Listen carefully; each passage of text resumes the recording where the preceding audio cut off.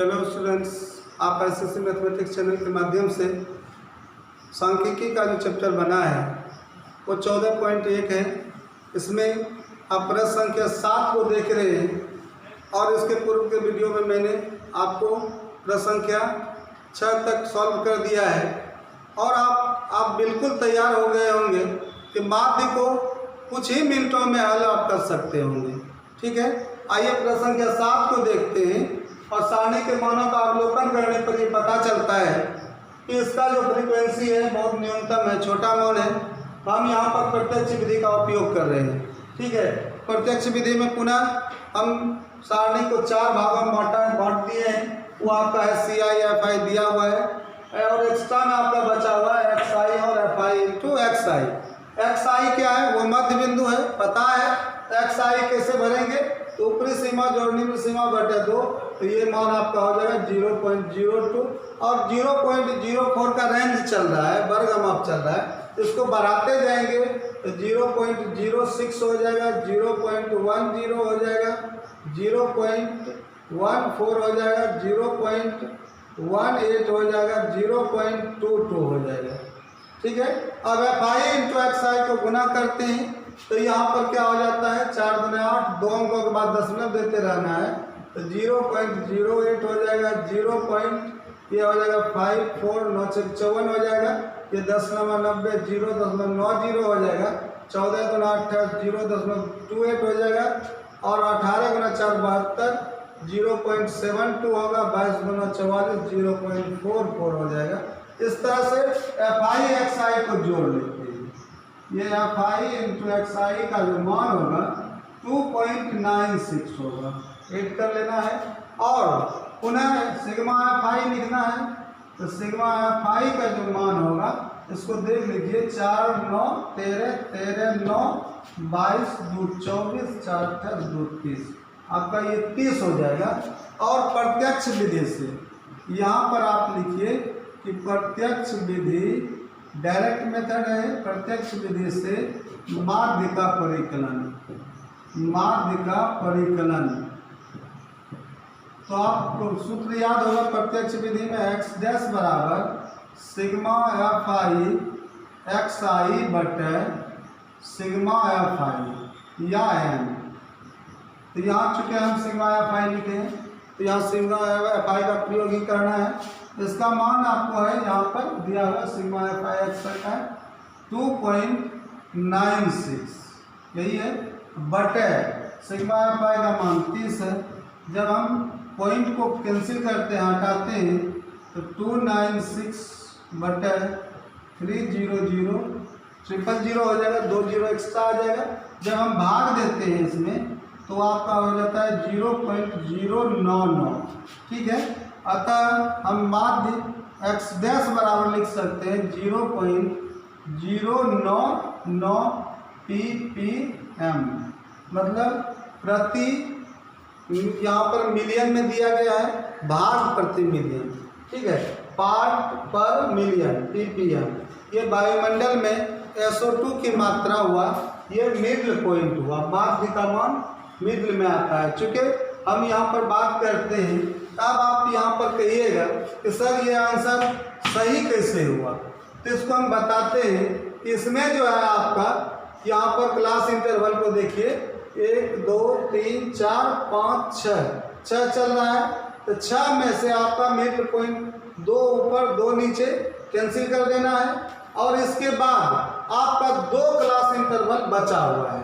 ठीक है, तो मैंने बताया था कि इसमें जो है उसको सेलेक्ट करना है कि जिसमें मैक्सिमम फ्रीक्वेंसी हो।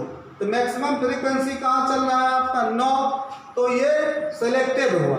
अब इसका XI जो है वही आपका कल्पित माध्य होगा। देखिए, चूंकि हम लोग कल्पित माध्य विधि में है नहीं, लेकिन फिर भी प्रत्यक्ष विधि में भी हम ये समझा देते हैं, चूंकि ये जानना जरूरी है। ये आपको जल्दी से समझ में नहीं आएगा, चूंकि है क्या, बताने वाला जब तक बताएगा नहीं तो पता कैसे चलेगा कि यहाँ पर माध्य का आंसर कहाँ से आ रहा है।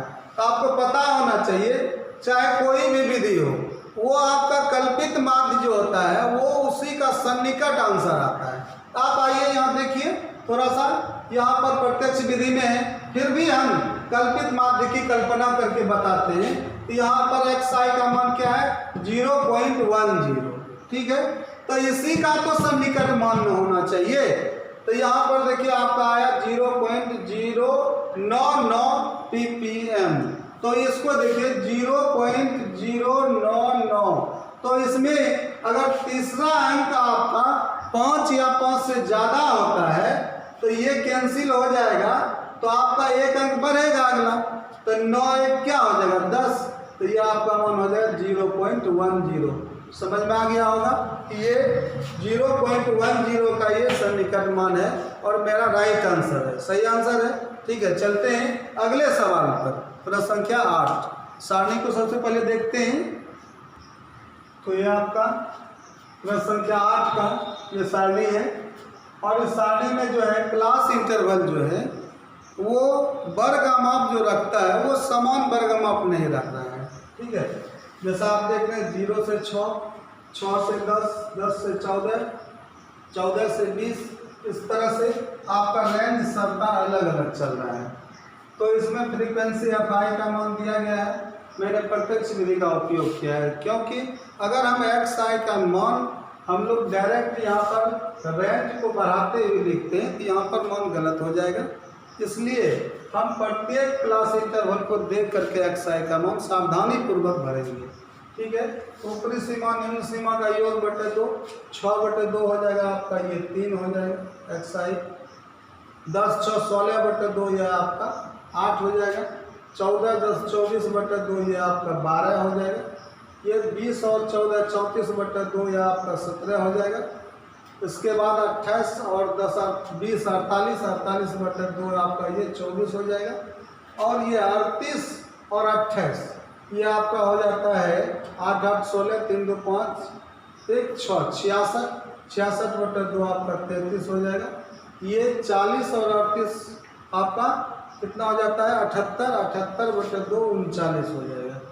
ठीक है, इसको सावधानी पूर्वक, चूँकि है क्या ये क्लास इंटरवल जो है ये आपका जो है इसमें रेंज जो है वो वर्गमाप कम और अधिक ऐसे चलते जा रहा है, मतलब एक लिमिट नहीं है, एक नियत मान नहीं रख रहा है अंतर में। यहाँ xi का मान हम ऑटोमेटिक जैसे बढ़ाते जा रहे थे उस ढंग से नहीं बढ़ाने का प्रयास करेंगे। ठीक है, इसके बाद fi xi को मल्टीप्लाई गुना करते हैं तो 11 क्या हो जाता है आपका 33 ये मान, और 10 8 हो जाता है ये आपका 80। इसके बाद 12 7 हो जाता है 84। इसके बाद 17 चौके ये हो जाता है 68। ये 24 चौके 96, ये हो जाएगा 33 तिया 99 और 39 से का 39। ठीक है, इसको हम आसानी से ऐड कर सकते हैं सिग्मा fi xi को।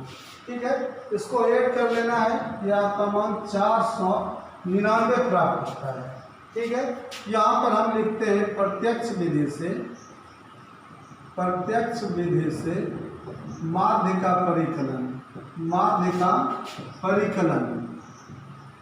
तो यहाँ पर आपको सूत्र प्राप्त होगा x डैश बराबर सिग्मा fi xi बटे सिग्मा fi। ठीक है, तो यहाँ पर आपका मान कितना चल रहा है 499, यहाँ पर चल रहा है 40, ये आ जाएगा 499 बटे ये 40। 1.10 है तो 1 यहाँ पर 1 के बाद 10 दे सकते हैं, 499.9 बटे 4। 4 से आप आसानी से भाग दे दीजिए, 4 से 12 चौके 48 बचा 1 19 हो गया। 4 से खिलाए 4 चौके 16 बचा 3 4 से 28 4 5 20। अगर तीसरा अंक को आप छोड़ना चाहते हैं तो ये हो जाता है 12.4, यहाँ पर हो जाएगा 7 के बदला 8 हो जाएगा। और यहाँ पर दिनों की संख्या है, चूँकि ये नंबर में चल रहा है अतः यहाँ पर कुछ भी यहाँ पर यूनिट नहीं देना है मात्रक, अतः आपका माध्य बराबर 12.48, यही आपका आंसर हो जाएगा। तो आपने बहुत आसानी से इस प्रश्न को भी हल कर लिया होगा।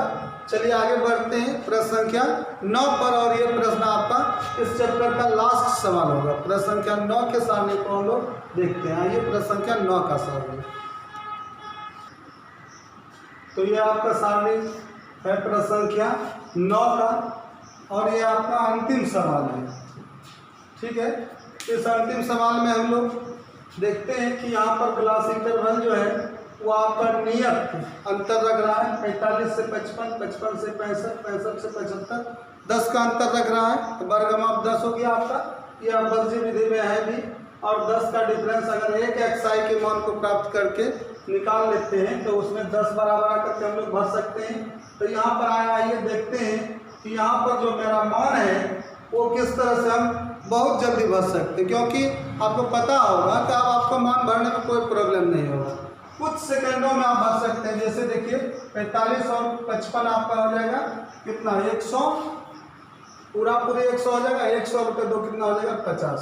10 बढ़ाइए 60, 70, 80 और 90, इस तरह से भर लीजिएगा। इसके बाद UI का मान सेलेक्ट कर लीजिए। यहाँ पर 1 2 3 4 5 घर है, तो 5 वर्ग अंतराल में से एक मध्य का वर्ग अंतराल 2 ऊपर नीचे छट जाएगा 2 2, तो बीच वाला बच जाएगा ये 65 से 75। ठीक है, यहाँ पर हम स्टार का चिन्ह लगाते हैं। यहाँ पर जो xi है वही मान आपका ये कल्पित माध्य होगा। ठीक है, यहाँ पर UI का मान क्या होगा 0, ऊपर जाइए -1, -2, नीचे +1 और +2। इसको fi को UI से गुना करके भरिए जल्दी से। तो ये हो जाएगा आपका 3 दूना 6 -6 हो जाएगा, 10 1 10 -10 होगा, 0 बलम 0 होगा, 8 बलम 8 1 8, 3 दूना 6 हो जाएगा। अगर निगेटिव को ऐड करते हैं तो ये आपका -16 होता है, पॉजिटिव को ऐड करते हैं 8 6 14 होता है।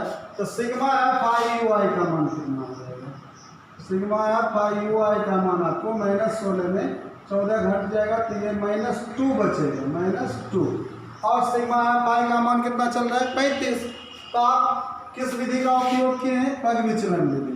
तो यहाँ पर लिखते हैं पग विचलन विधि से माध्य का परिकलन। तो यहाँ पर आपको माध्य का सूत्र x डैश बराबर पता होगा a plus sigma fi UI बटे सिग्मा fi गुना h होता है।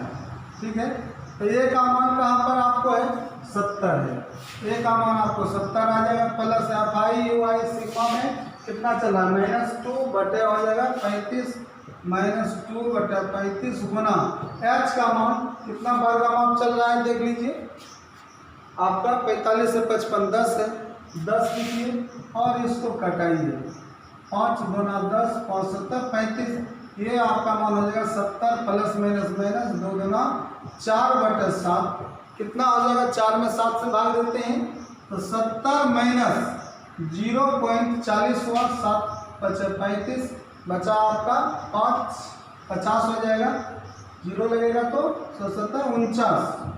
अब आपको लगभग मान प्राप्त हो गया है। अब 70 में माइनस कीजिए 0.57, तो ये हो जाएगा 69.43। ठीक है, देख लीजिए 70.00 और 0.57, ये आपका हो जाएगा 3, ये हो जाएगा बचेगा 4, 9 बचा है, 9 पहुँच जाएगा 4, यहाँ बचा 9, यहाँ बचा 6, इतना मान प्राप्त हुआ है। और यहाँ पर साक्षरता दर किसमें प्रतिशत में है, आप माध्य के आंसर में दे सकते हैं। कहता है माध्य x डैश बराबर 69.43%। ठीक है, ये आपका यूनिट हो गया, यही आपका आंसर है। तो आपने देखा कि आपका ये एक्सरसाइज कम्प्लीटली बिल्कुल तैयार है और आप आसानी से हल कर सकते हैं। इसलिए आप लोग इस चैप्टर को पुनः बार बार बनाइए और सारणी के मानों को आप जितनी जल्दी से तैयार कर लेंगे उतनी जल्दी से आपका सवाल बन जाएगा।